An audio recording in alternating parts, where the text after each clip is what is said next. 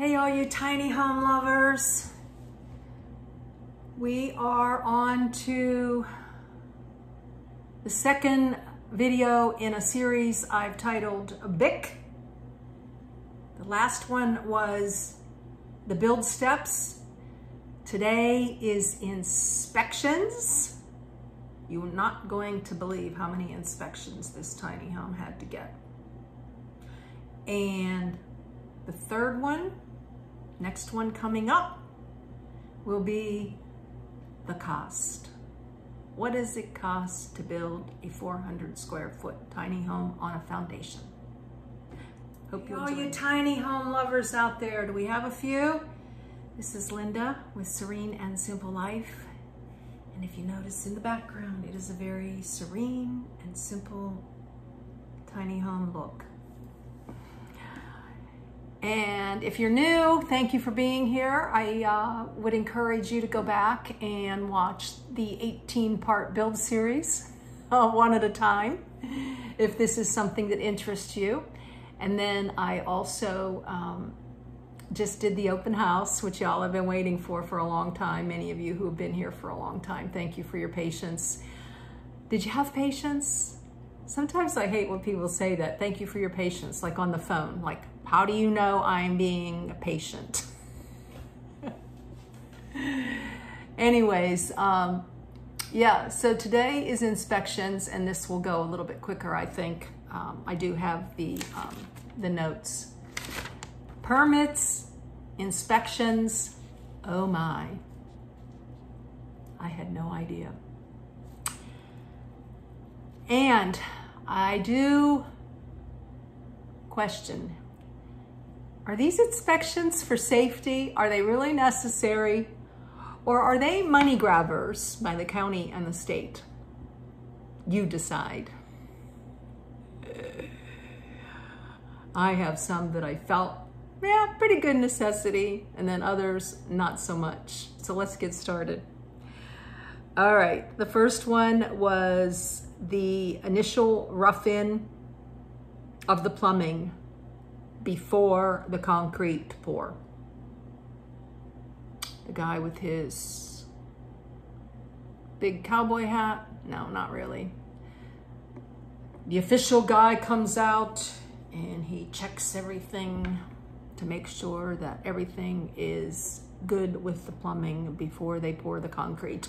Good idea. All right, that's probably a necessity. We'll give that one a thumbs up. Then we move on to number 2, and actually there is 14 in all. Number 2 is the concrete pour and the rebar. Necessity. 3 is the electrical stack out. Necessity. 4 is the termite spray in the dirt before the concrete is poured.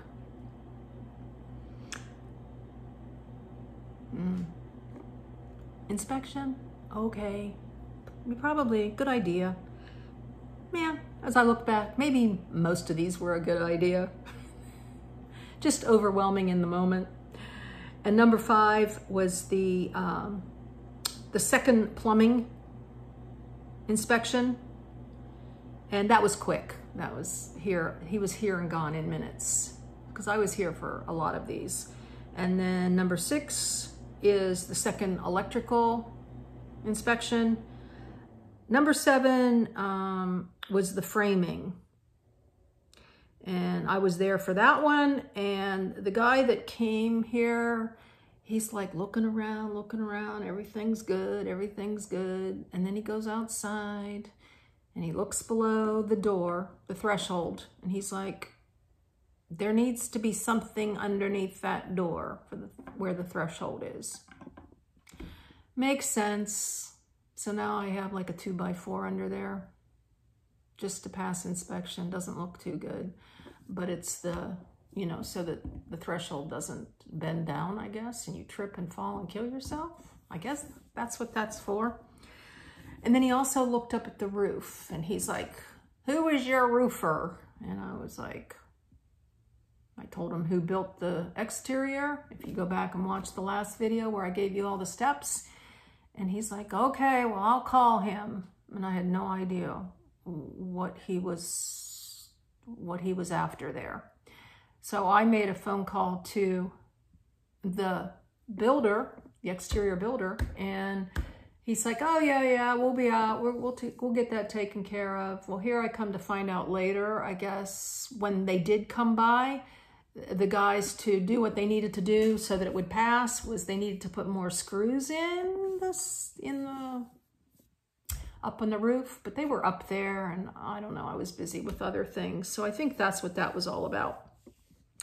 And then number 8 was the insulation of the ceiling and the walls. Now, this one kind of threw me a little bit because I didn't realize that I needed an insulation inspection until the finisher told me. He's like, don't they inspect the insulation? And I was like, no, I don't think so. I think we're good to go. The finisher was there. He was ready to come out the next day and start the walls. And here I come to find, oops, when I called the county, yeah, I do need the insulation inspection. So that, I don't know, that slowed things up by like a half a day, something. But it was almost missed. Again, one of those God moments. Thank you, Lord, that I didn't miss that part of it. And if there's probably a list at the county or something, so you can do your check off. I never did that. All right, and then number 9 was the roof, the trusses. And all of these inspections and the permits were all taken care of by the builder, of course, the concrete and the framing, the things that they did, and the insulation. They actually did that one too. I don't know. I didn't have to pay for an insulation inspection. And then of course the electrical and the plumbing, they include those, or they did include those in my build. So that was good. Or in my quote, I should say. Alrighty, and then next in the number 10 in the permits was the trim out. And the trim out of the, number 10 was the trim out of the plumbing. That one was the biggest. They say like that's number 3 of the plumber, and that's like the one that's the most serious. And then the trim out with the electrical finishing, number 3, that was very quick. That was them just making sure you had outlet covers and stuff. I don't know. That was an in and out, no big deal. So, you know, some of them are really big deals, and then some of them aren't. Then number 12 was the final build before the finisher. So the finisher did not require any inspections.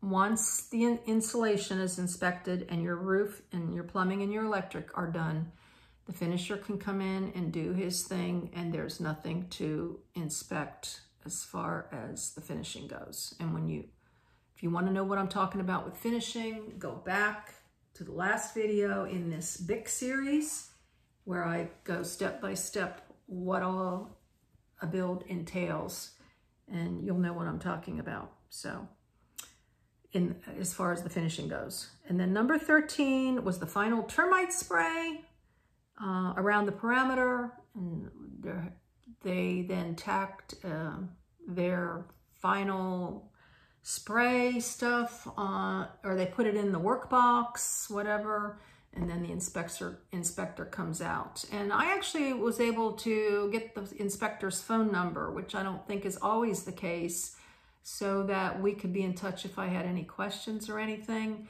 But pretty much it was all handled by either the plumber, the electrician. Like they would let me know, okay, Linda, when they were done with the plumbing, okay, as soon as we are done, we'll call the people to get the inspection, to get them out there. And usually they came out within 24 hours to 2 days max. It was really, really quick. It was like boom, boom.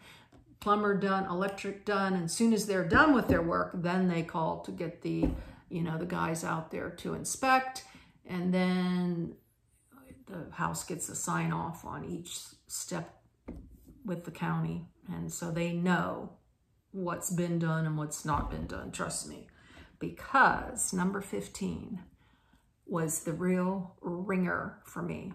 And put in the comments, have you ever heard of this inspection? I needed to get a blower door test. You may say, Linda, what's a blower door test? Well, let me tell you. They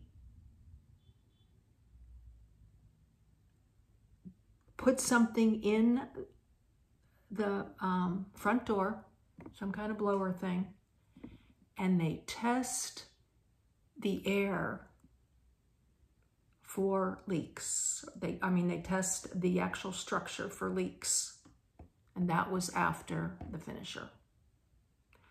I'm like, because I called the county to get my CO, which is certificate of occupancy, and they're like, oh no, you can't get this yet. You need a blower door test. So over the course of like the next day or so, in between work, I called like 5 different companies, and I got quotes, everything from $200 to $500. And I got someone on the phone who said it's probably not going to pass with your high ceilings and your the type of your shiplap, and not having drywall behind the shiplap, and no finisher has ever heard of putting drywall behind shiplap on new construction. So these guys were like, and they were $500, and they were like, I could have sworn that they were professional, the way they talked and everything, but it was just that they were already setting me up for failure, and that I would have to maybe get some things done and not tear the walls down and all that, but just little things, and that they would have to come back and charge me again. So buyer beware if you are doing this and have to get a blower door test.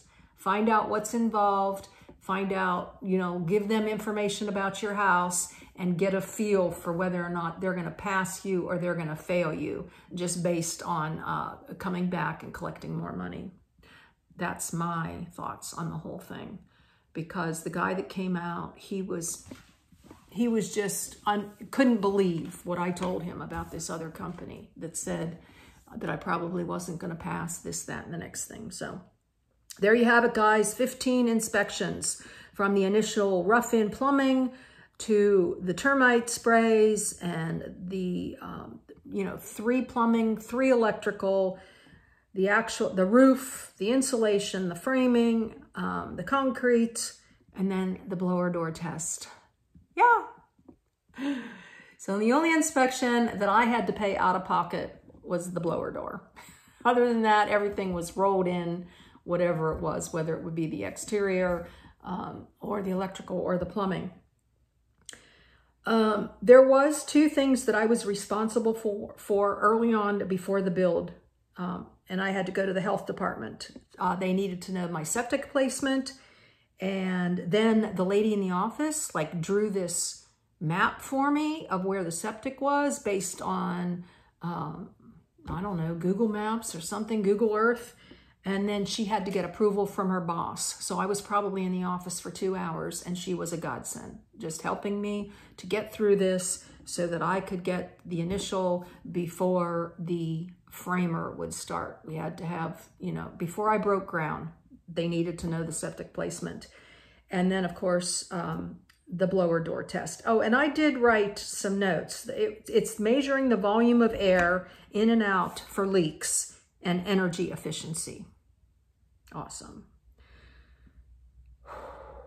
And that really put me on edge. That was probably not a good night's sleep. Okay, I got to get this blower door guy. And sure enough, I do believe it was January 3rd, maybe the 2nd, I can't remember, that I got my certificate of occupancy. And that was a drum roll. Okay, guys, on to the next video, which will be cost. You're not going to want to miss that. I'm going to give you some up close and personal about what I paid for this tiny home. I'm not going to give you to the penny. I'm not going to, reveal the actual cost, but I'm going to come close to let you know what you can consider. And a lot of it has to do on where you live, some places cost more to build than other places, right? So you can factor that in too. I hope you are enjoying this big series. 2 more to come, which will be the cost. And then I'm going to do similarities and differences between my last tiny home that I lived in back in 2022. At the end of 21 and 22, I lived in there, and then I sold it in 23 and got this one built. And here I am, only about 5 months into this build, living here, living life large, and doing my go see do now that I'm not paying a lease anymore.